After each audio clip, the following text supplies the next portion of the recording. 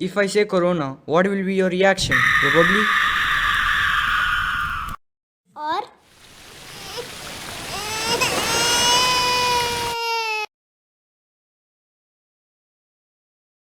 In December 2019, there was a cluster of pneumonia cases in China. Investigations found that it was caused by a previously unknown virus, now named the 2019 novel coronavirus. In this video, we'll take a quick look at what's currently known about the virus. Keep in mind that this is a new virus, and what's known about the virus now might change in the future. Coronaviruses are a large group of viruses. They consist of a core of genetic material surrounded by an envelope with protein spikes. This gives it the appearance of a crown. Crown in Latin is called corona, and that's how these viruses get their name.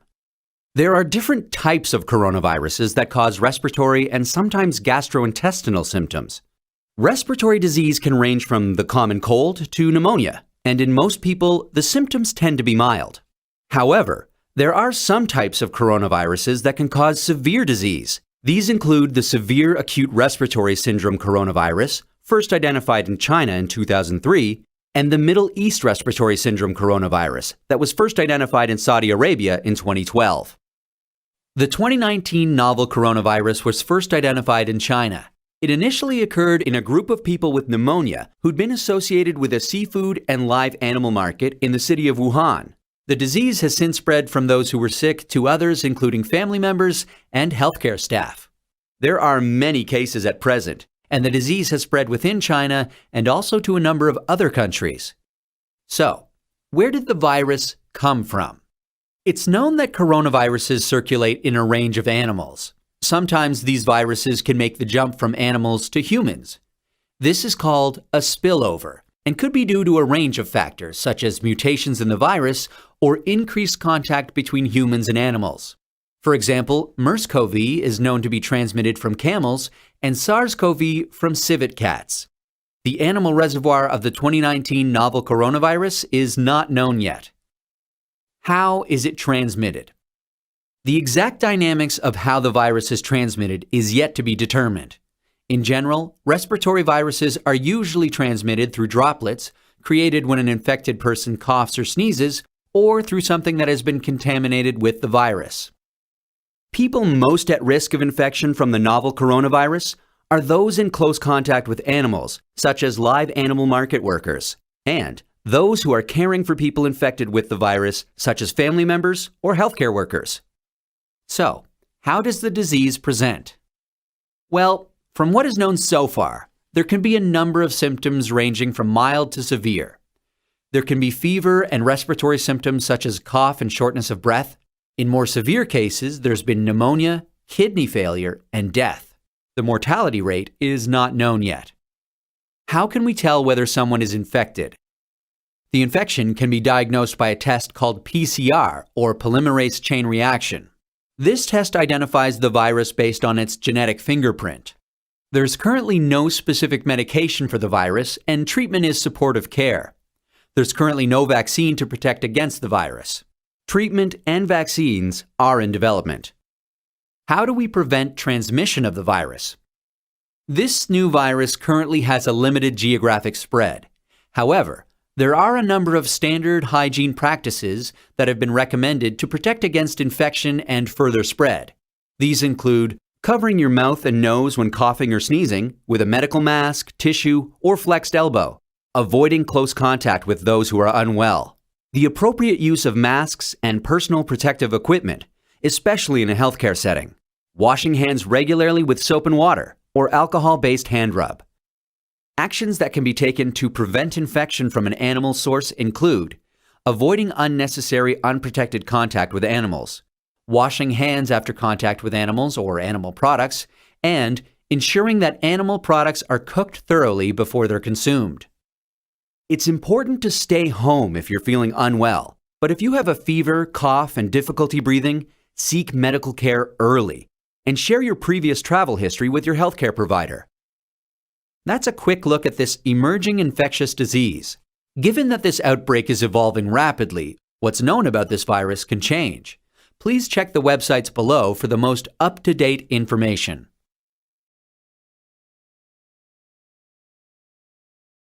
According to WHO data, there have been 1,09,457 confirmed corona cases with 3,816 deaths and 39 confirmed corona cases with no deaths in India. We've been tracking the outbreak of the coronavirus across the world. We've brought you ground reports from Wuhan. Tonight, we focus on one question. Is the coronavirus a biological weapon? The question has been doing the rounds for a while now. It's been on our radar. The claim is this: the coronavirus is a weapon that was made by China, made in China, and that the virus leaked out of a laboratory in Wuhan. So is this true? Was the coronavirus indeed made in a laboratory? Did someone release it just to cause harm or unwittingly? Tonight on Gravitas, we'll explore all the arguments and bring you the verified facts of the story. Let's begin with the claim and its origins. British newspaper, the Daily Mail, was among the first to report the story. There's a lab in Wuhan close to the animal market. The newspaper suggested the virus, the coronavirus, could have leaked from this lab. The same report claims that the SARS virus also leaked from a lab in Beijing. Another report, this one from the Washington Times, takes the story a step further. It goes on to claim that the coronavirus could have originated in a laboratory. Not just leaked from it, originated in a laboratory. This story quotes an Israeli biological warfare analyst. Then more such reports followed in the days ahead, and they only fueled speculation. One such report says that this virus can be traced back to Canada, and that 2 Chinese agents smuggled the coronavirus from Canada to China. At the center of all these claims is the Wuhan National Biosafety Laboratory. It's a level 4 lab, we are told. It was built to study diseases like Ebola and SARS. It conducts research on deadly viruses. That's why level 4, according to whatever meter they have. And it is barely 32 kilometers, this lab is barely 32 kilometers from the Hunan seafood market. The Hunan seafood market has been confirmed as the epicenter of the coronavirus outbreak. All reports suggest that the virus actually leaked from this facility, this lab in Wuhan. At this point, all such reports are in the realm of conjecture, we have to say. There is no credible evidence to back them. Several experts have dismissed these claims as misinformation and conspiracy theories. Let's take these theories one by one then. First, did the virus originate from a lab? As I said, there is no scientific evidence to prove this. 2 agencies, the Center for Disease Control and Prevention and the World Health Organization.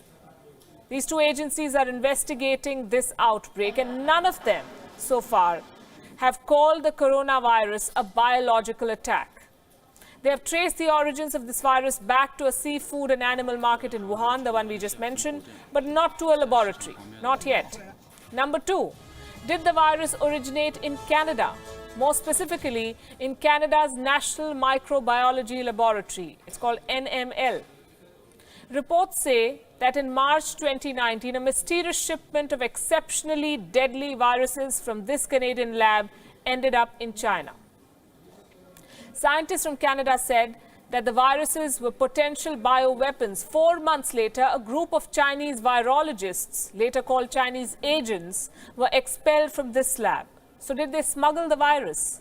Again, experts have dismissed this claim. The reports name a Chinese woman called Xianggu Xiu.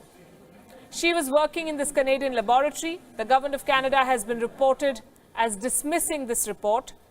Yes, this Chinese researcher was removed from the Canadian lab, but she was not charged with anything. Some reports even say that there were issues with her paperwork and protocol. We cannot confirm that. So there's nothing concrete yet to link this virus to the lab, but questions still hang. And for a change, the questions have bothered the Chinese government enough for them to issue a clarification. China uncharacteristically issued a denial last evening. Guess who else jumped in? The Russian media. They have their own theory. They have accused the United States of triggering this outbreak in Wuhan, and they too call the coronavirus a biological weapon. Only one that was created by America to target China, according to them. Talk about a story flipping on its head. Once again, we found no credible evidence yet to back these arguments. We'll keep you posted.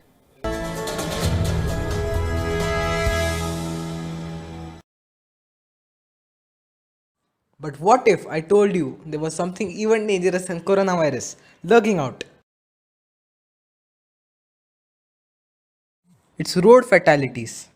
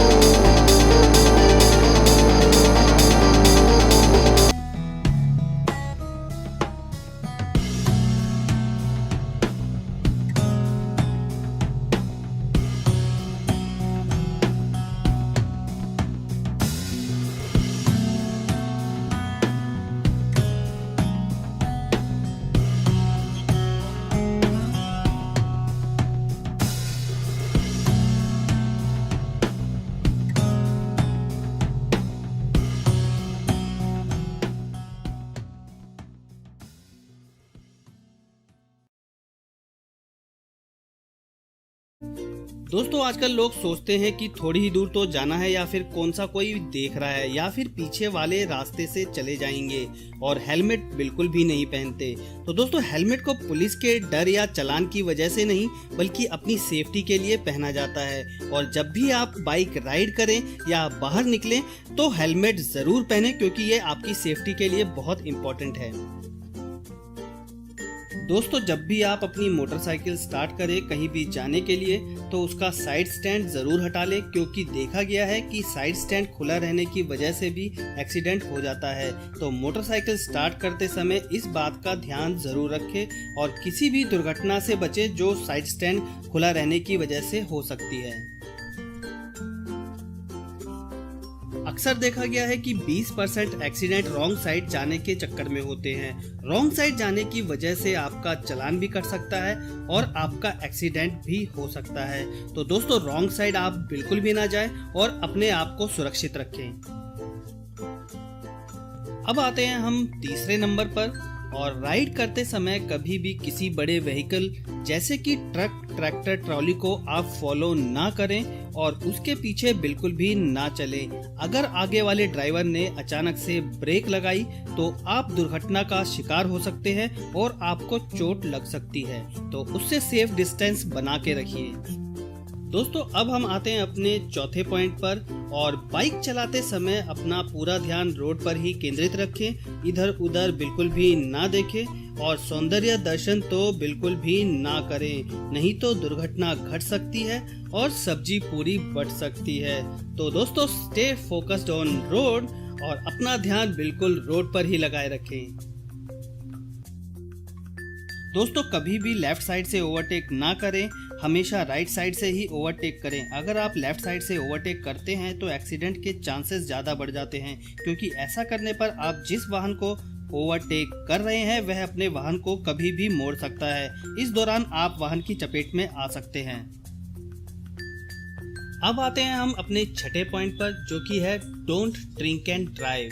तो दोस्तों, शराब पीकर आप कभी भी driving या फिर riding ना करें, क्योंकि शराब पीने के बाद ड्राइवर का अपने आप पर संतुलन नहीं रहता है और वह कभी भी हादसे का शिकार हो सकता है। और शराब पीकर गाड़ी चलाना एक कानूनन अपराध है और ऐसा करने पर आपको जेल की सजा भी हो सकती है।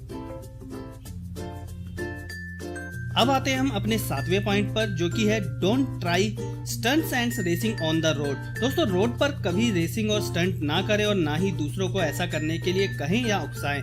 आमतौर पर देखा गया है कि आजकल के नौजवान शो ऑफ करने के चक्कर में स्टंट करते हैं और बाइक तेज चलाते हैं, जिसकी वजह से वो खुद तो अपनी जान को जोखिम में डालते ही हैं, साथ ही साथ दूसरों को भी मुसीबत का सामना करना पड़ जाता है।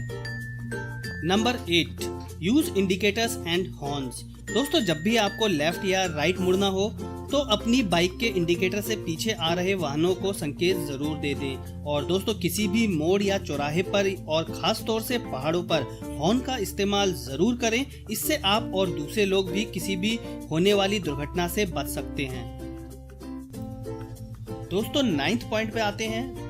बाइक या गाड़ी उतनी ही स्पीड में चलानी चाहिए जितनी कि आप कंट्रोल कर सकें। हमेशा से ही ओवर स्पीडिंग जानलेवा साबित हुई है और जब भी आप स्पीड में ब्रेक लगाएंगे तो बाइक और गाड़ी दोनों के ही स्किड होने के चांसेस ज्यादा बढ़ जाते हैं और ऐसी स्थिति में दुर्घटना घट सकती है।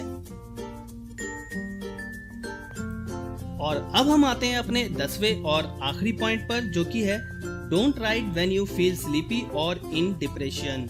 दोस्तों, जब आप बहुत थके हो या नींद में हो या किसी मानसिक तनाव से गुजर रहे हो तो ऐसे में राइड या ड्राइव बिल्कुल भी ना करें, क्योंकि ऐसे में आपके दिमाग पर पूरी तरह से कंट्रोल नहीं होता, जिसकी वजह से एक्सीडेंट होने की संभावना बन जाती है।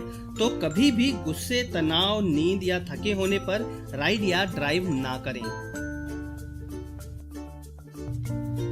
आखिरी में दोस्तों, एक सजेशन है मेरे सभी राइडर भाइयों के लिए कि जब भी आप राइड करें तो अपने राइडिंग गियर्स जैसे कि riding jacket, gloves, helmet, riding shoes और राइडिंग पैंट या फिर नी गार्ड पहनकर ही राइड करें, क्योंकि ये आपकी सेफ्टी के लिए बहुत इम्पोर्टेंट है।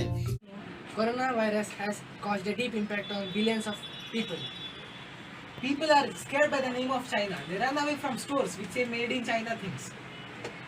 People are now started focusing on more on their self hygiene and are ready to do whatever they can which will prevent corona.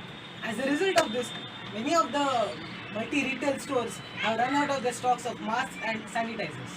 About 400 people who die every day in India because of these road accidents. But unlike coronavirus, many people are not aware of the deaths that is caused by these road accidents. Unlike the sanitizers and the masks, the road safety equipments are not being sold out. And tons of helmets and other safety equipments are lying unsold in many stores. Viruses come and go. For example, SARS and now Corona. But road accidents happen every day. People are spending lot money on sanitizers and expensive masks just to protect themselves. But they cannot afford at least 200 rupees to buy a new good helmet. It's been only 108 days since the coronavirus epidemic started. Road accidents are happening from when the vehicles are being introduced in India. There have been 29 deaths a day on an average. There are about 400 people who die of these road accidents.